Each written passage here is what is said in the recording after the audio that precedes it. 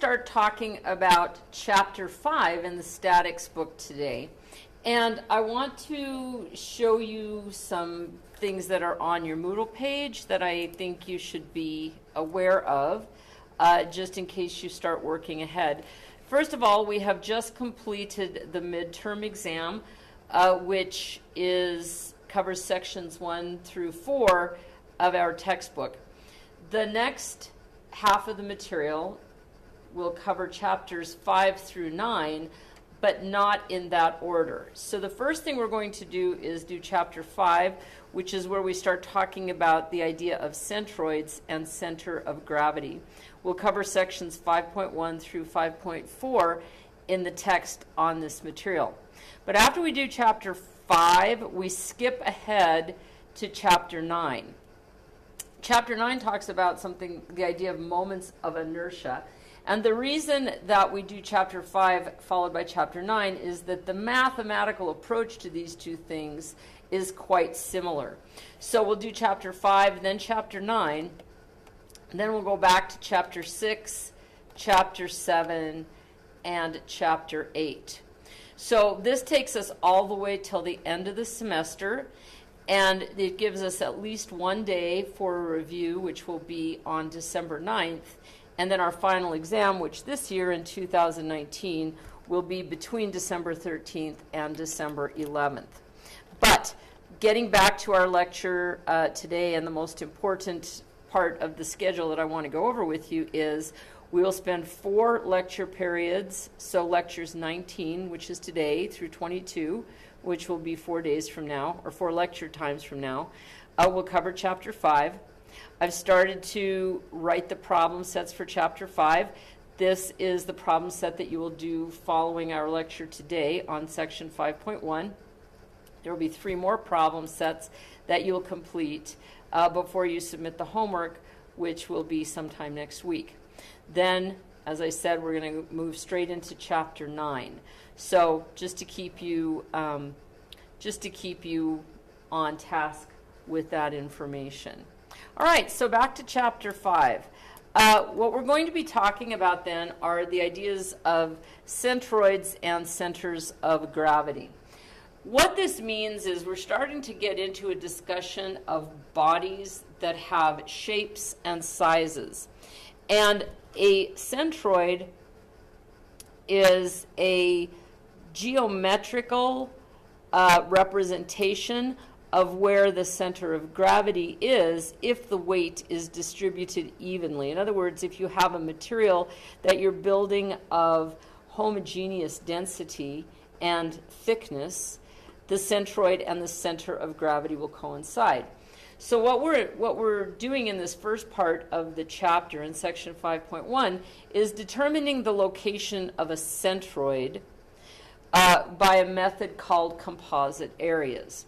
In the second section, we'll talk about finding a centroid using direct integration, and then we'll talk about some other related concepts to this. But what is the difference between a centroid and a center of gravity? A center of gravity is a point, regardless of the density, distribution, or the thickness of a material, it's a point on which that material would balance in a two-dimensional situation. So in other words, what we're describing is if you have something that is highly symmetrical, like a circle, the balance point is going to be in the center of a circle. But if you have something that is not symmetrical, something like this little slab of a plate, the weight is going to act from a certain point. And in order to call this point out, you use a process for finding the center of gravity. But we first find the centroid because the centroid, being the geometrical representation of that, if the density is the same and the thickness is the same, is just easier to find because we can use geometric means. But the other meaning of the center of gravity is if you have something with a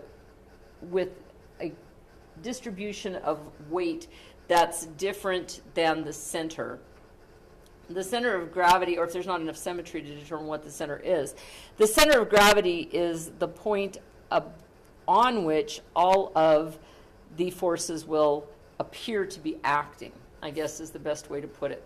So, like if you have a truck with an engine in the front, the truck really doesn't act like the weight is at the geometric center of the truck, but rather it's acting more forward because of the weight of that engine.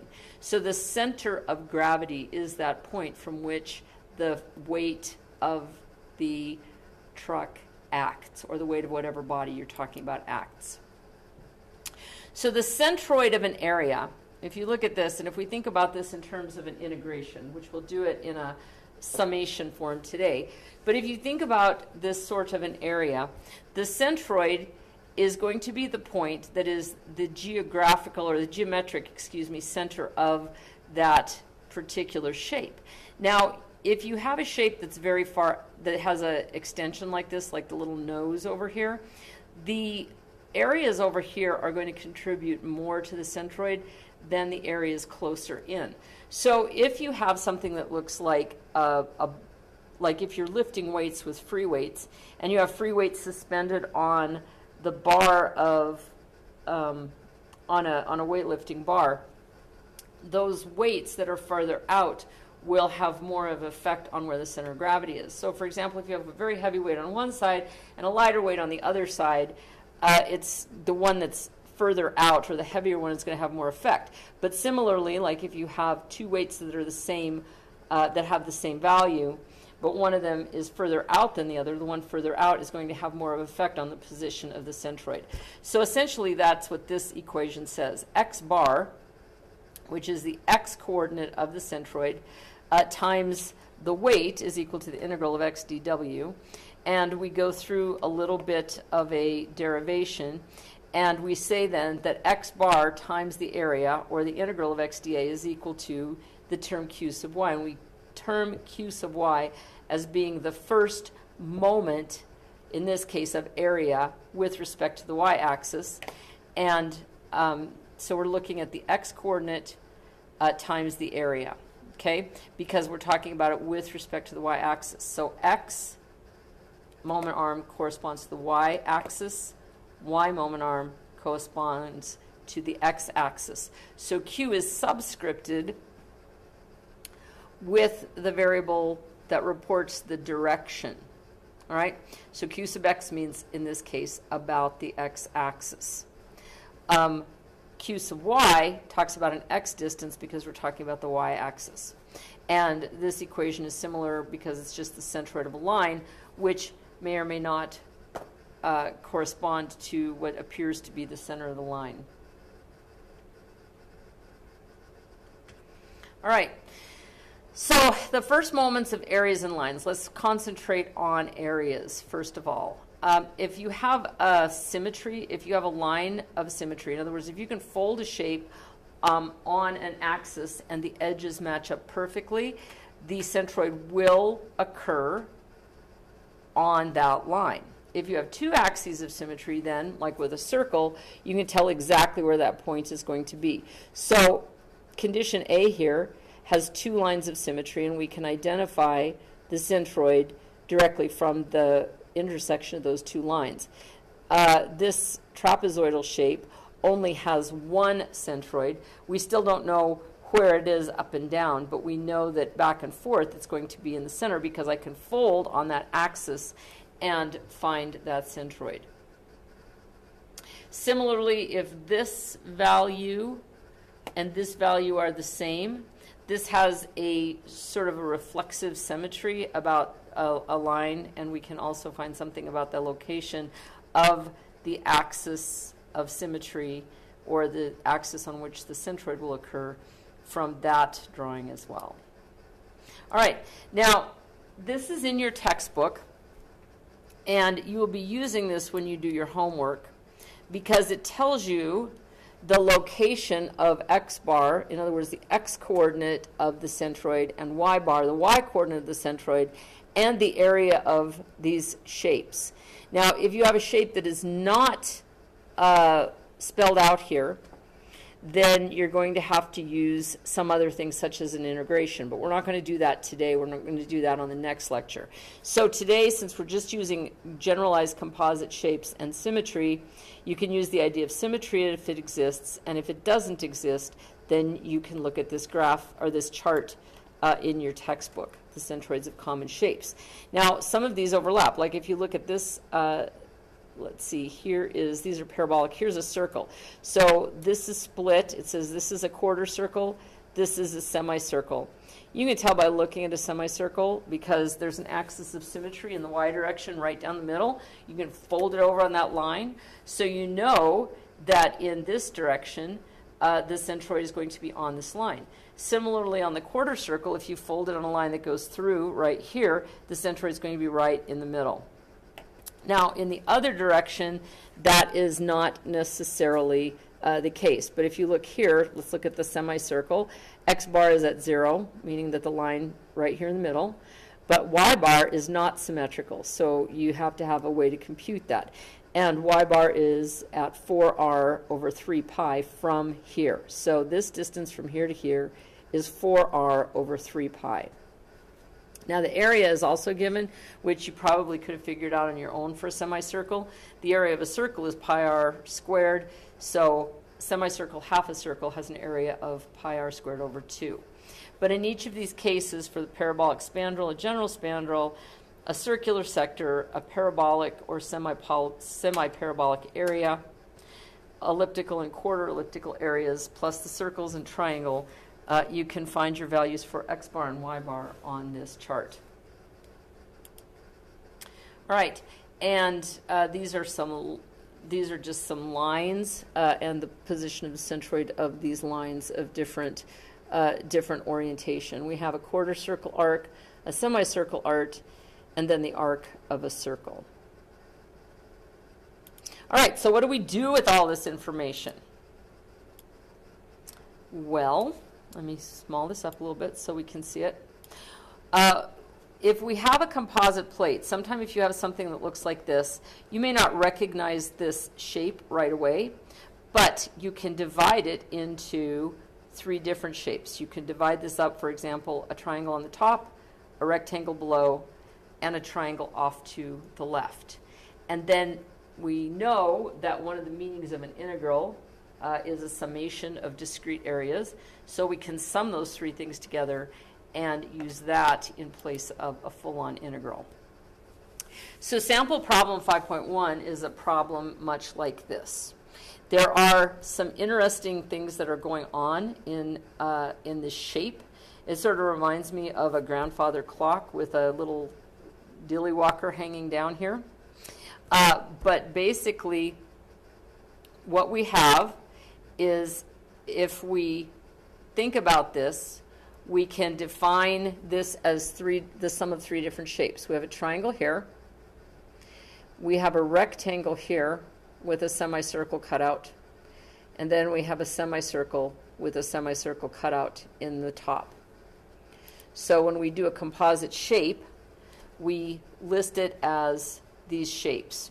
So we have this rectangle, which is right here.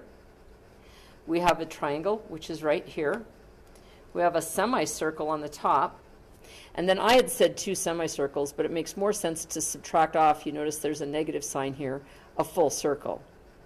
Now, there's more than one way to do this, but the way that the authors have lined this out is the easiest and most straightforward way. So I would definitely recommend this.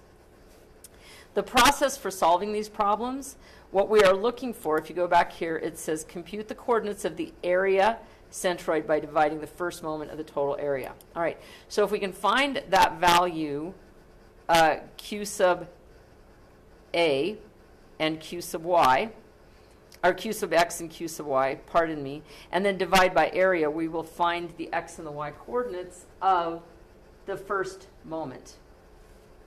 And, well, excuse me, we'll find the x and y coordinates of the centroid from the first moments in both directions. So this process of setting up a table with a drawing is the solution, the preferred solution technique. This is what I'll be looking for on your homework. So what you do is you first take the shape, and you break it down into the chosen shapes that are going to describe it for you. You list those shapes here, you compute the areas, and you add the areas together. Now remember, this circle is subtracted out, isn't it? So in other words, there's a negative sign on it. So you need to sum them up. So to be this plus this minus this is the total area of that composite shape. We then find the x bar and the y bar of each of those. Now you have to reference them from the same point. So if you choose, for example, this point, you'll see that the x bar and y bar, the x bar or the y bar component of the triangle is going to be negative because it's below the x-axis. So in this case, everything is being referenced from this point, 0, 0, right here. It does not matter what point you reference from, but it has to be the same for each component of the shape. All right, so we find x bar and y bar. Then we multiply x bar times a, and we multiply y bar times a. Remembering again that since the area of the circle is negative, that's product x bar a for the circle is going to be negative. And then we add up x bar a for all of these components, add up y bar a for all of these components, and we come up with something that is basically the q sub y and the q sub x for that composite area. So you see q sub x, 506.2, corresponds to y bar, summation y bar a, 506.2, and q sub y corresponds to x bar a. The values are the same. So then all that remains for us to do is to find x bar and y bar of the centroid. So we can take y bar a and divide it by a. That will give us y bar. Take x bar a, divide it by a, and that will give us x bar. And that's what they've done here. So it locates x bar at 54.8 millimeters and y bar at 36.6 millimeters. So on the drawing, what that means is the centroid, or the balance point for this object, is going to be slightly below the circle. All right, now what I want to do for the next part is to show you the problems that you're going to be given for your homework. And once again, these are posted on our Moodle page. And you're assigned problems 5.1, 5.6, and 5.7. So the ask for each of these is to locate the centroid of the plane area shown. So in each case, we're going to do a composite area. And my suggestion for 5.1, sort of this odd shape, but I would break it down into two positive shapes. One is a triangle, and one is a rectangle. So go through the process that I just showed you on screen, and it's also shown in your book, for a triangle and a rectangle, and I would use this point as being my point of origin when I'm computing x bar and y bar for each of those areas. Now, an alternate way to do that would be to look at it as a big rectangle minus this negative area right here. Each of these will involve a sum of two different things, or a difference of two different things, in order to come up with the area. Either one of them will work equally well. The next one we have here is 5.6. What I see with 5.6 is this is a rectangle. And from that rectangle, I need to subtract out this quarter circle right here. And then I need to add this quarter circle right here. Okay, so this is 3 parts. Then set up the table, do the same thing again. And here on, I'm trying to get the light to not be weird on there, on 5.7, the easiest thing I can see on this is to look at it as a rectangle minus a semicircle. Okay, so this one's going to kind of force you to look at a negative area. On this one, you have a choice but I think this, or on this one, I think you really do need to look at a negative area as well. And then on this, you have a choice of either adding 2 areas or having 1 area and subtracting another. All right, so ladies and gentlemen, that is your homework assignment for tonight. That covers section 5.1. When we get started on 5.2, I will do a problem at the beginning of the lecture, and we'll be able to get started from there. I think that I have a little bit of time, so I'm going to go ahead and work a problem to kind of get you started. I didn't bring my calculator today because I wasn't planning on it, but I do have enough time. So I'm going to work a problem in full according to the process given in the textbook.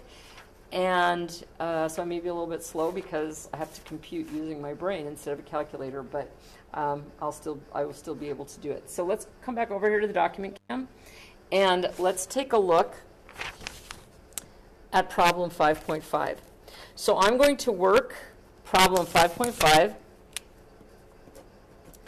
and I'm going to do it according to the process in your textbook on page 241, where I break it up into pieces, I assemble components, I add up my area, my x bar A, my y bar A, and then I find the location of the centroid.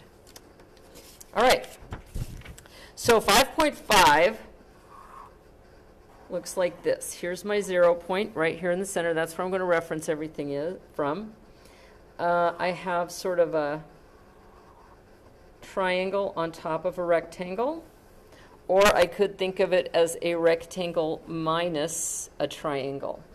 And I think I'm going to do that just because I think it will have more benefit for you.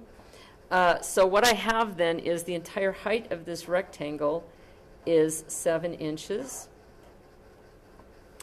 And the entire width of the rectangle is 6 inches. And this triangle, which I'm thinking of as being negative, is 3 inches tall. And of course, it's still 6 inches wide. All right, so the first thing I'm going to do is draw my components. And I'm going to think of it as a rectangle, 7 by 6, minus a triangle, 3 by 6. All right, so the first thing I do is to have my component chart, and I write the headings, component, area, and this is going to be in inches squared. I have my x bar in inches, my y bar in inches, my x bar A, which is inches times inches squared, inches to the third, and last but not least, y bar A, also in inches to the third. All right, so I have a component of a rectangle, and I have a component of a triangle. The rectangle, my area is 7 times 6, which is 42 inches squared. The triangle is 1/2 times the base times the height. 6 times 3 is 18, divided by 2 is 9. Now, that is a negative, so I have to remember that this area is a negative 9 inches squared. All right, when I add that up, the summation of the areas in inches squared is going to be 42 minus 9, which is 33 inches squared. All right, x bar. That is how far my centroid is from the, well, I'm thinking about from the x, in the x direction. Okay, that's how I want to phrase it. The rectangle is symmetrical. It's 6 inches. That means that my x bar is going to be right in the middle, or at 3 inches. Same for the y direction. 7 inches, half of that is 3.5 inches. Now the triangle is a little bit different. One is because it starts up here, and one is because I don't necessarily intuitively know what the x bar and y bar coordinates are for a triangle. So I have to refer to the textbook and the table. And what I see is that if I know the height, which is that perpendicular to a base, that my y bar is equal to h over 3. Now, if you think about it, if I turn this triangle this way, that would give me the same thing for x bar. In other words, if I have a perpendicular, it's always going to be h over 3. So the height of my triangle is 3 inches, and if I look at, well, the base here is 3 inches, so that means that in this direction, in the x direction, that x bar is going to be at, this is 6, so 6 divided by 3, which is at 2 inches. So my x bar is at 2 inches. And in the y direction, I wanted to save this for last, because it's going to be a third of a way down, right? So this is 3 divided by 3, which is 1 inch. But I need to reference it from here, not from here. So that means that it's going to be this height, which is 4 inches, plus this height, which is 2 inches, or 6 inches. Okay? Because I have to reference it from point 0. The other way I can think about it is this entire thing is 7. My y bar is 1 inch down. 7 minus 1 is 6. All right. So I take x bar and multiply it by a. 42 times 3 is 6. 3 times 4 is 12. And that's positive. Here I have 9 times 2, which is 18, but it's negative because my area is negative. My y bar times a is 42 times 3.5, which I'm going to have to get a calculator to do. So let's see.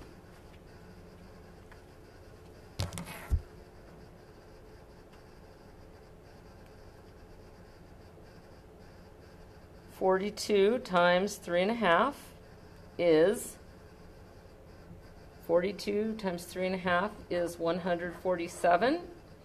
And here I have 9 times 6, which is 54. But the area is negative, so that's a negative value. So now I add up my x bar a. 126 plus a negative 18 is 108.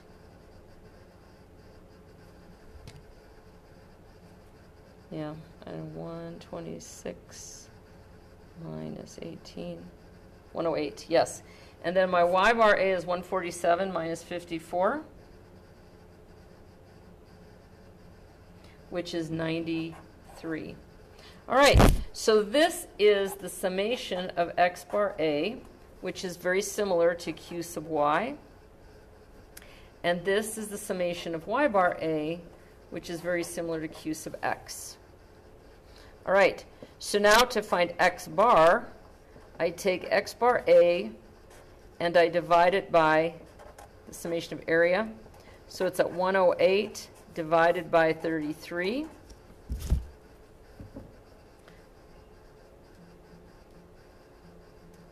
So that is at 3.27 inches from this point, right?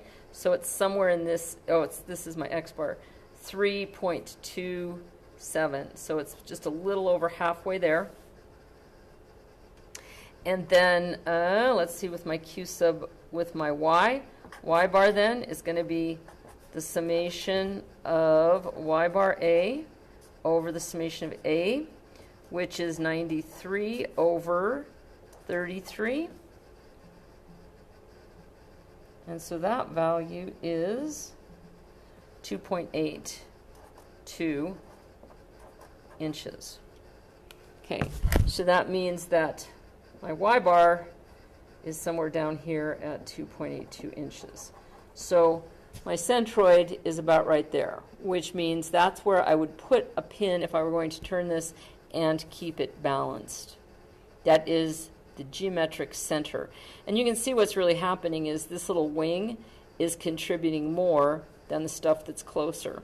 And then that negative area is contributing in a negative fashion. All right, so then now you have an example on your notes, and we will not have to work one next time. So when we get back, please be ready with questions over section 5.1, and we will continue with our discussion of centroids by direct integration, which is section 5.2. Have a great day.